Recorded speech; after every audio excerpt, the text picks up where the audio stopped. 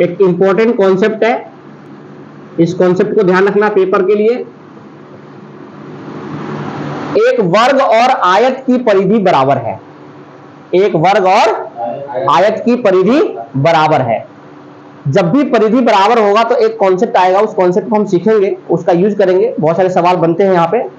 यदि उनके क्षेत्रफल a मीटर स्क्वायर और b मीटर स्क्वायर हो तो कौन सा कथन सही है?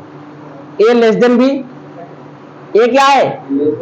यानी a क्षेत्रफल है, यानी वर्ग का क्षेत्रफल कम होगा आयत से, या वर्ग का क्षेत्रफल बराबर होगा और कम होगा आयत से? a ग्रेटर देन b, वर्ग का क्षेत्रफल ज्यादा होगा किससे? आयत से, और वर्ग का क्षेत्रफल बराबर होगा और बड़ा होगा किससे? आयत से। ठीक है, ये कॉन्सेप्ट है, इसको ध्यान रखना। देखो कहने का मतलब क्या है, एक वर्ग है और क्या है? एक आयत है। इन दोनों का क्या बराबर है? परिधि यानी परिमाप इनके बराबर है। यानी इसका परिमाप हो गया, यहां पे परिमाप हो गया 2a plus l plus b। अगर हम यहां से एक रिलेशन निकालते हैं तो ये आता है 2a बराबर l प्लस b। तो एक रिलेशन ये ध्यान रखना।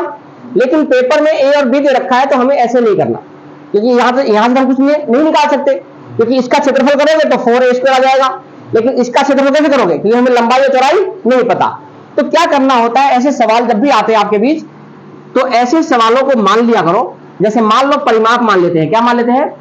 परिमाप मान लेते हैं कि दोनों का परिमाप 44 है। कोई भी फैक्टर मानना जो 4 का मल्टीपल हो, क्योंकि यहां पर किसका मल्टीपल है? 4 का। तो यहां पर कोई भी ऐसी संख्या ले लेना जो 4 का मल्टीपल होगा। ध्यान दो, अगर 4 का मल्टीपल है तो अगर हम इसमें वर्ग, ये वर्ग का परिधि है और ये आयत, तो यहां पर हम 4a बराबर में 44 कह सकते हैं। तो यहां से a कितना आएगा? 11 आएगा। और अगर हम यहां पे 2l प्लस b करते हैं 44, तो l प्लस b कितना आएगा? 22 आएगा। कोई दिक्कत? अगर हम यहां पे क्षेत्रफल देखें तो क्षेत्रफल क्या होता है? 11 का स्क्वायर।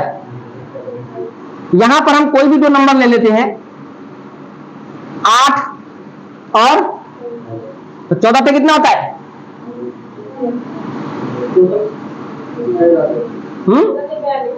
कितना? 40। 14 पे तो आप बताओ इसका क्षेत्रफल ज्यादा है या इसका ज्यादा है? यानी ये a है और ये क्या है? आप बताओ a ज्यादा है कि b ज्यादा है? a ज्यादा है। और भी समझते हैं। अभी हमने l प्लस b को, ध्यान दो, l प्लस b को अभी हमने 8 और कितना माना? अगर मैं 20 और 2 22 मानू तो भी कोई दिक्कत?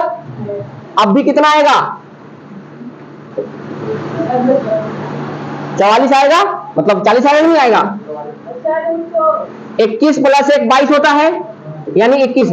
तो अब आप देखो, जब भी मान रहे हो तो इससे छोटा आ रहा है। अगर आप 10 और 12 मानोगे तब भी कितना आएगा? 120। यानी कभी भी बराबर नहीं हो सकता, कभी भी बराबर नहीं हो सकता। यानी याद रखना, जब वर्ग और आयत की परिधि देता है तो इनके परिधि तो हमेशा बराबर हो सकते हैं, लेकिन इनका क्षेत्रफल कभी भी बराबर नहीं होगा। अब बराबर नहीं होगा यानी ऑप्शन में से आप ये वाला ऑप्शन और ये वाला ऑप्शन क्या कर सकते हो? गलत कर सकते हो। और इसका क्षेत्रफल कितना आया? यानी इसका क्षेत्रफल हमेशा क्या होता है? ज्यादा होता है। यानी a ग्रेटर देन क्या होगा? और ये सीधा सा आंसर हो जाएगा, यानी ये आपका क्षेत्रफल हो जाएगा। लेकिन मैं आपको एक चीज बता रहा हूं, यहाँ पे कॉन्सेप्ट, उस कॉन्सेप्ट को ध्यान रखना है। तो कॉन्सेप्ट क्या है कि जब भी a और b दे देता है, यहां ऐसे क्वेश्चन दे देता है, तो ध्यान रखना जैसे कि यहां पर अगर हमने देखा तो यहां का क्षेत्रफल कितना आया और यहां का कितना आया 120। मैक्सिमम देखो कितना आएगा 120। तो मैक्सिमम निकालने के लिए क्या करोगे, जो इसकी भुजा है 11, जो इसकी भुजा है, और यहां पर l प्लस बी जो 22 आया था, ध्यान दो 10 और तो 11 किसके बीच में है 10 और।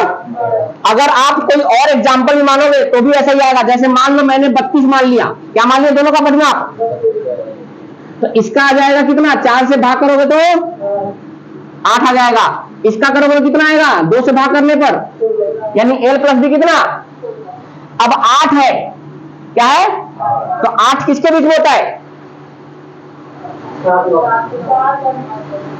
7 और। तो यहां पर देखो एक 9 भुजा है और एक इन दोनों के बीच है कि नहीं है, और 8 9 छते, तो बड़ा कौन है अभी भी। हमेशा ये लॉजिक काम करेगा, यानी जब आयत बराबर, आयत और वर्ग की परिधि बराबर होगा तो हमेशा वर्ग का जो क्षेत्रफल होगा वो बड़ा होगा। हमेशा ध्यान रखना है बात को। और कभी भी फैक्टर तोड़ते हो तो इसका जो भुजा आएगा, इसकी जो भुजा आएगी और इन दोनों के प्रोडक्ट की भुजा जो आएगी उसके बीच की रहेगी हमेशा। तुम 56 ले लो,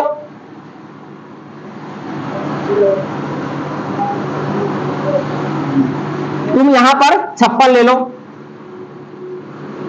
जब आप यहां पर 56 लोगे तो क्या होगा, 4 से भाग कर कितना आएगा 14 होगा। यहां पर 2 से भागकर कितना होगा, अब बताओ 14 किसके बीच में आता है 15 और देखो है कि नहीं 28, अरे यहां पर 14 आएगा। तो हमेशा ये लॉजिक काम करेगा किस पर, आयत के वर्ग पे। तो इस बात का ध्यान रखना है, अगर कभी फैक्टर तोड़ना होता है किसी भी चीज को तो ध्यान रखना, अगर किसी भी 2 नंबर का फैक्टर तोड़ना होता है जिनका सम दे रखा हो और जिनका बीच की संख्या जो होगा उसके बीच का ही मेल होता है, ये ध्यान रखना है आपको लॉजिकल, ठीक है।